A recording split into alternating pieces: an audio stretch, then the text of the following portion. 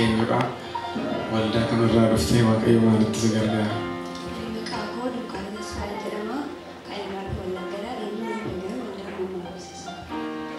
Waaqayyo kan inni naaf godhe guyyaa kamisaa keessatti kadhachiifadhee na balbala hojii qaadarichi hojjedhaa naa ta'an jiru birrii argadhu sun argamu akka waaqayyo na gargaaru na gargaaree na bakka mana dhagaa isaan naaf kadhatanii jedhanii waaqayyo balbala hojii sanarraa banee kamisa kadhachiifadhee jimaata dawwalee na waaman na bakka kanaan booda galmachis xumuradhee kun hojiitti na waamanii gaafa kudha buleetti argamee naan jedhan.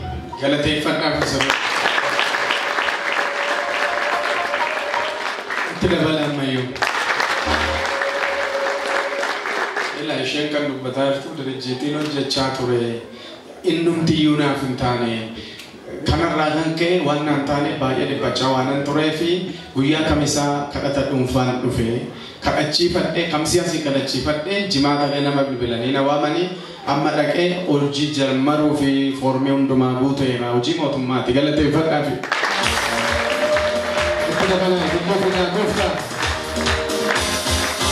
No, sirriitti harka keessa lachuun fuudhaatti galata fidaa goota.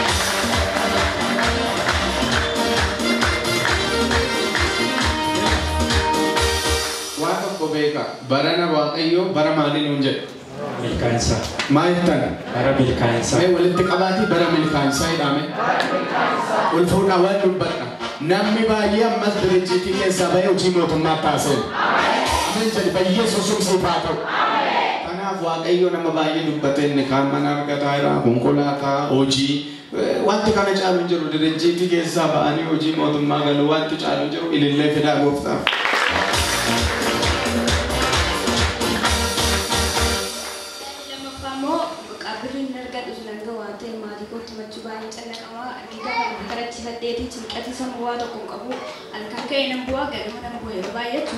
Garuu eegina kadhachiifadhee bakka bu'eessu sammuu koo bakka firii kana ta'ee bakka eeggasi gammachuu malee kan bakka keessa gurguratu. Waa ililleen hin jiru bina kan haalelluuyaa.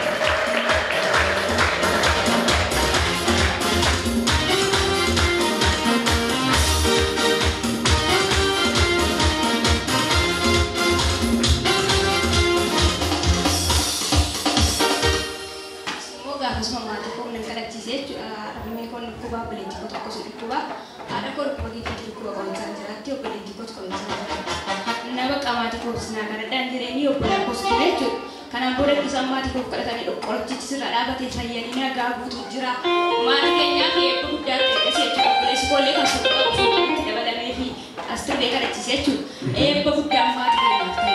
Abeet abeet abeet haleluuyaa.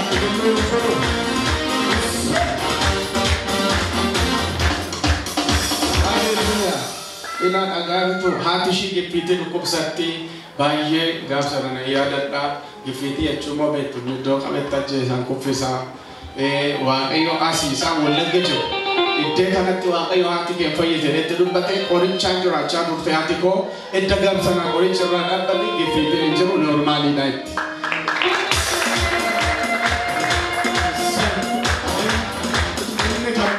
Inni kan biraa ammas kan isheen jedhaa jirtu obboleessi koo suuqii qaba ture gabaan hin jiru akkasii miti gabaan hin jiru. Edda gaaf sanaati abaarsin cabee inni illee sirriitti gurgurachaa jira gabaan gara isaatti dacha'ee itti galateeffadha.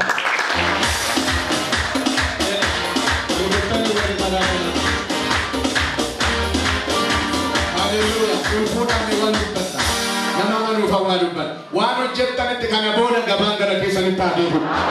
Natti ameen jedhu gabaan gara keetti adeemu. Yesuus sun ameen.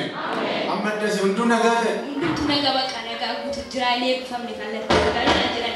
Obboleessi bankoo hundi isaa dabalee. Abeet abeet kana gaa gooftaan gaafa abaarsa namarraa cabsu galateeffadhaa fi. Haleluuyaa. Amma yoomiin deema itti sini?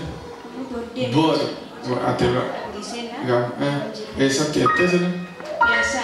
Ilaa boolee walakkaa nama kaa gooftaan galateeffadhu.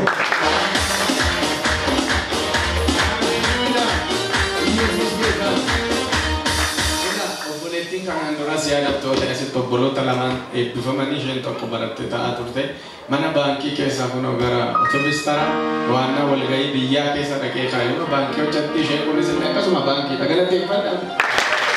Lakki galata fidaa gooftaadhaan. Isa akkatti si gargaare gooftaadhaan maal jettaa? Ani wanti jedhu waaqayyo lafa kanatti hojjeta daayirektii hojjete dubbatee deebi'an ture jechuudha. Waaqayyo akkuma dubbate dubbisa afaan akka jiru uma raawwatamanii taasise jechuudha. Ameen. Obsina baay'eetti waaqayyo akka dubbate fiixumaan baasna. Ameen. Lillee fidaa gooftaa.